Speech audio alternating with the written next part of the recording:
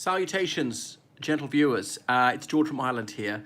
So this video is about John Bolton's sacking as the National Security Advisor. So Bolton, he was dismissed just last night, hours ago. So John Bolton, well, he'd been in that position for not terribly long, a bit over a year.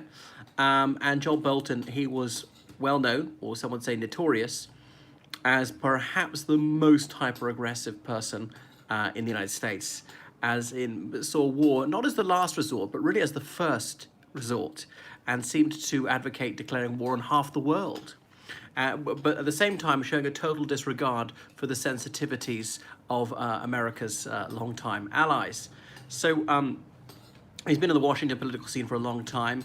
In the 70s, as he publicly acknowledged, he did everything he could to avoid being drafted and serving in Vietnam. I had no desire to serve in a war that Edward Kennedy had already lost, as he said, because many of the Democrats defunded the war, said, let's just disengage. We're mired in something which is completely unwinnable. So that was him. You seem to think that he should have fought to the finish in Vietnam. Now, hey, I've never served a single day as a soldier. I don't wish to, and I would have avoided doing so if I could. But, you know, I'm not a top-level politician or a national security advisor. Under George W. Bush, he was appointed ambassador to the United Nations, which was perceived by many people as a massive fuck you to the international community. He was about as undiplomatic as you could get. He was always harumphing from behind his walrus moustache. He was supercilious, punctilious, prim, prissy, scathing, scabrous, generally dislikable, quite apart from his views. You could be a velvet hammer, or you could express such views in a courteous manner and be diplomatic about it, but oh no, not with him. All right, we've got to hand it to him, this curmudgeon. What you see is what you get. There was no falsity with him. I'll hand it to that. He wasn't two-faced like Trump, and he wasn't fork-tongued. Really, his degradation was complete when he became an opinion former on Fox News, contributing stories about why the United States should declare war on this country and that, as though these discretionary wars have turned out as a triumph for the United States in the last 20-odd years. So a warmonger, but got to give him his due. He was a man who had backbone. He was not a time server. He wasn't all things to all people. He was fairly consistent on his views. I mean, consistency can be a bad thing, can be overrated. You know, when I realize I'm wrong, I change my mind. What do you do, sir? So saith John Stuart Mill. So there's these bedrock beliefs that really war was the solution to most ills, and the United States had military supremacy and should use it. But overlooking the fact that Americans are actually quite sensitive to their people getting killed. Given America's enormous population, it's the third largest population in the world, they're not willing to have that many of their people killed, which is a good thing to actually value the lives of your people. You should value the lives of other countries as well, rather than, like, say, China, complete indifference to the lives of their people. And obviously there's a free media, and they can tell dispiriting stories and things like that. And the American public, they might want their war, certainly some of them want their war in the short term, but they're not willing to pay the price for it. Not the blood price, not the economic price, not higher taxation. They don't want that. Even some of the super rich people who advocate for it. Yeah, people should go and get killed, bring back the draft. Not my son, obviously. Are you willing to pay more tax? That patriotic, oh no, don't dare touch my billions. Other people should give their lives. I shouldn't give an extra penny, because that would be bad for the economy. But war's not bad for the economy. It's obviously good for the war industry. And obviously these war profiteers are always advocating new wars, have to find boogeymen, invent as many demons out there as you want. So Bolton was a man who was determined at all costs to avoid peace. And of course, he's more or less had his way for 20-odd years. Interventions in Iraq, Afghanistan, and America's allies, obviously fighting in Syria, well, the US fighting in Syria a little bit actually, or Yemen, or Somalia, I can't think where else. So he had a consistent worldview. I suppose it was about the American national interest. There wasn't much guff about human rights or democracy or anything like that. And obviously willing to team up with the most barbarous tyrannies and sing their praises, whoever they were, whereas in Turkmenistan or Saudi Arabia, countries are about as far from democracy as can possibly be imagined. just because their interests happened to coincide, they had whatever foe. Now, I realize in a war of national survival, you might be obliged to simply downplay or frankly disregard the hideous side of your allies, but these were not wars of national survival, and the US could do without such support. It'd be helpful. It would cost more people would get killed. You could still win without them. So there was really no moral principle at stake that I can see for what he was advocating for. Assuming the United States was righteous and her foes were unrighteous in everything, unwilling to make concessions worth the name on various issues. So he was Trump's third national security advisor after Flynn and McMaster, both of whom had very distinguished military careers, and somewhat knew what they're talking about. Obviously, Flynn was a completely asinine choice, given that Trump was warned about his links to Russia, that he was a deeply unsuitable candidate for this office. Trump, he was heedless of this sage council, appointed him, within about a fortnight he'd resigned. So it was absolutely typical of Trump to be completely moronic and to disregard expert advice. Why would experts know anything he doesn't know? He knows everything. He's a genius after all. He could risen to the top of the military, as Trump said. Trump knows more about ISIS than the generals. Trump knows so much about construction. Trump knows so much about everything. Doesn't that speak of a crushing sense of inadequacy that Trump is obliged to constantly trumpet his supposed abilities, to crow about his profound level of knowledge of all these complex and almost esoteric topics? There we are. He's got an expertise in various different fields. So yeah, the third national security advisor, and it's odd what's happened on his watch. This rapprochement with North Korea, kissing and make up, the Singapore meeting, Trump going to the border, the demilitarized zone. I imagine it must be the Secret Service's nightmare. Trump stepping into the North Korean side, and you can't do anything. What do they stab him, or they kidnap him, or they drug him? What you going to do? They surround him, they whisk him further and further away. At what point do you cross over to try and get him back? Are you going to start the Third World War? Has it already started? Which is why no one else was so rash. So it's démarche, you could say it's audacious, but this exposes the nauseating hypocrisy of Fox News and the Trump's cheerleaders in the media and in politics, who castigated Obama for not being firmer on North Korea. But when Trump was there to bend the knee, they sung his praise for this bold initiative. And there he was, obviously not standing firm and giving Kim Jong-un what he wants, parleying with him on equal terms, giving him the photo ops, legitimizing his barbarically cruel regime, which viciously persecutes Christians. Why do Christian fundamentalists not demand that Trump speaks up about that? Anyway, and then, the Iran deal. Breaking off the Iran deal, that was something that John Bolton wanted to see. Of course, he was vociferous in opposing the Joint Comprehensive Plan of Action, which many countries agreed with Iran, including the United States agreed with Iran. When it was signed in 2015, it was thought to be the only alternative to armed conflict. The world breathed a huge sigh of relief. Hallelujah. They pulled back from the brink. War has been avoided. Obama was the hero of the hour. He was the savior of tens of thousands of lives. And then it was shredded by the Trump administration. Trump twice signed off on it. He twice extended it. So he extended by over a year. And in that time, of course, the Islamic Republic of Iran gained billions of dollars. And Trump said it's because you're funding terrorism, where in Syria is true. Sorry, not Syria. In Yemen, they are funding the Houthi rebels. That's true, and they are helping the Syrian government. But they're there. The Syrian government, even if you detest them, and I do, they are the lawful government of Syria. They have the United Nations seat for Syria. They're doing what any government is entitled to do to quash an insurgency. I've known they've done it by brutal means.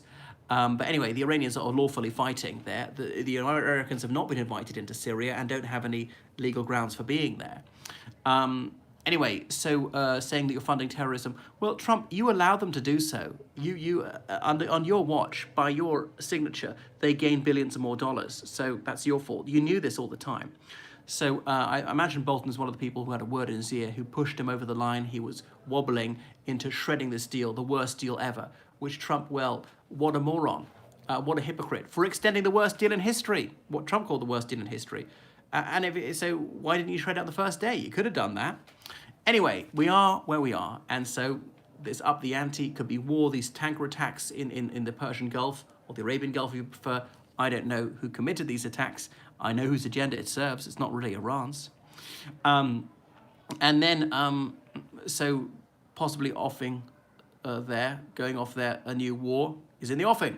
But back to Afghanistan. So the Afghan conflict is coming to an end, so it appears. Watch my video on that one.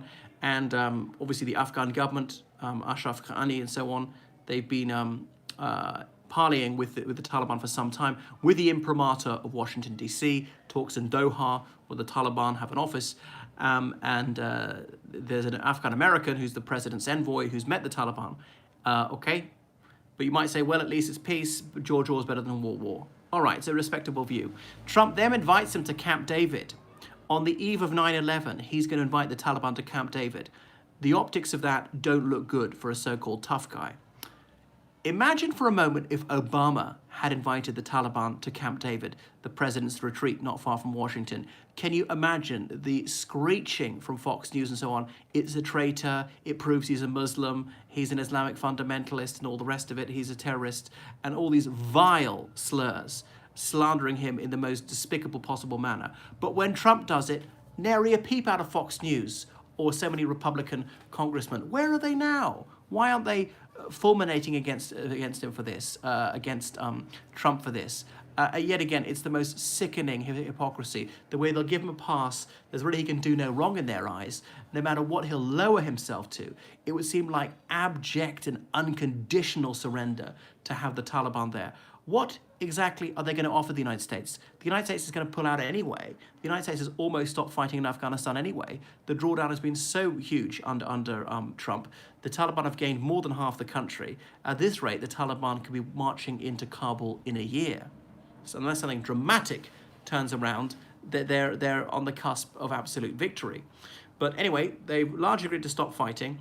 And then at the last moment, Trump cancels it. By the way, Vice President Mike Pence said, oh, it's all a lie, fake news, how dare you put around this bogus rumor. We never invited the Taliban to Camp David.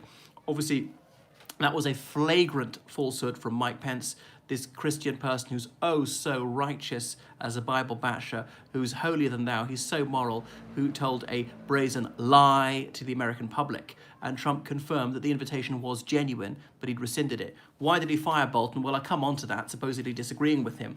So the invitation was true, and Mike Pence was lying, and there we are.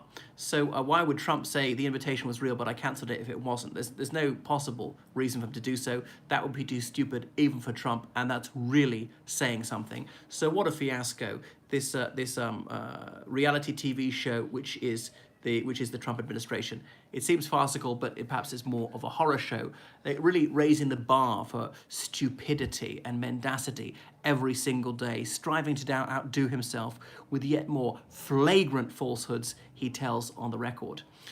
So yeah, inviting these guys who are behind 9/11 is not a good look for Trump, who pretends to be tough. What are you going to offer the Taliban? They're going to get Afghanistan anyway to say, don't attack America? Okay, well, we wouldn't do if you hadn't backed our enemy in the Afghan civil war, the United Islamic Front. Yeah, remember that, actually. America was on the side of the United Islamic Front against the Taliban. I know some Americans go apoplectic at the mention of the word Islamic, but there was an organization called the United Islamic Front, which was armed and funded by the United States, certainly from 2001 onwards, as the US government has so often actively assisted Islamist movements, and often the more extreme and retrograde Islamist movements against moderate and secular people in the Muslim world. So it would be considered completely a bloqueal for Trump to have met them there, because they're going to get Afghanistan anyway to say you have to give women rights. Would you actually trust the Taliban if they gave you such an undertaking? You would have to be especially stupid to believe a single word they say. It's almost like putting your faith in a Trump promise. So it would be more or less a victory parade for the Taliban to invite them to Camp David. You might as well give them a ticker tape parade down Pennsylvania Avenue. So what's in it for the United States? Really, there was nothing to offer. The United States will have a base in Afghanistan long term, well, possibly, but easy for the Taliban to kill more of in the future. So Trump then dismissed John Bolton by tweet, as is typical, obviously breaking with all conventions and norms and having no common courtesy. The man has not a shred of common decency, is really just the lowest of the low. Absolute pond life, this rodent Trump. He said that he dismissed John Bolton for John Bolton's views. Are these news to you? Now, I've only been to the United States a few times. I've never met John Bolton. I was well aware of his views years ago, about 2005, when he became US ambassador to the United Nations organization. They were very well known, indeed notorious, but they weren't known to Trump. Is Trump that ignorant? Now, that would stagger me. I think Trump must have surpassed himself for ignorance if he was not aware of Bolton's views, which Bolton must have expressed to him every single day for more than a year. But I suppose Trump is a guy who doesn't know what a book is, so wouldn't inform himself. I mean, Trump didn't write his books, and I'm sure he didn't read them either. So unless he's only just discovered what Bolton thinks. But it is a slightly good sign. There's a silver lining through the dark cloud shining, that perhaps Trump is pulling back from the brink with Iran. He's gone wobbly on that one. He's a flip-flopper. Remember, the Republicans used to lampoon John Kerry for being a flip-flopper. Okay, see who isn't a flip-flopper? It can actually be a laudable, wise, and courageous thing to try and change your mind. I don't think I would ever accuse Trump of being laudable, wise, or courageous. But anyway, recognizes going badly wrong. And Tucker Carlson, who's Trump's guru, who said, just don't do this, it'll play badly with Middle America. Really, there are only a few headbangers who want another war in the Middle East. We've seen how that's panned out for the United States over the last 18 years. So Trump has lied about the dismissal of John Bolton. John Bolton, much though I loathe him, he is brutally honest, saying, no, I offered to resign last night after our conversation. Trump said no, and Trump is obviously deceiving the public yet again about it. You know, Bolton, he doesn't schmooze, he doesn't try to be something he's not. There's no sugarcoating with him. There's plain speaking. He shoots from the lip. It's a sort of persona that Trump tries to affect sometimes. It's kind of a contrivance with him, whereas Bolton, actually, he really is like that. I know he's prickly, very much dislikable, but Trump is obviously just ineffably dishonest. So you never know who you are with him. So that's that. I'm glad Trump is gone. It's not Trump is gone. Oh, well, I wish. There we go, paralepsis. But much depends on who his replacement is. Could scarcely be worse, someone who's going to caution counsel, so going to counsel caution, forgive me, on Iran, because you need to be more circumspect. This would make Iraq look like a picnic, a country 3 times larger than Iraq in population and in area, where the military hasn't been degraded for years, has cordial relations with all of her land neighbors and all the rest of it. So it would not be easy to defeat. I know there'll be some allies on America's side, Israel and Saudi Arabia. Even Trump isn't stupid enough to think of a ground occupation, but it could set the Middle East ablaze even more than it is now, just as the Syrian conflict appears to be drawing to a close. All right, that's so good riddance, John Bolton. I mean, I hope we've seen the back of him forever in public life, and it would be good if someone who comes along who advises Trump not to go to war.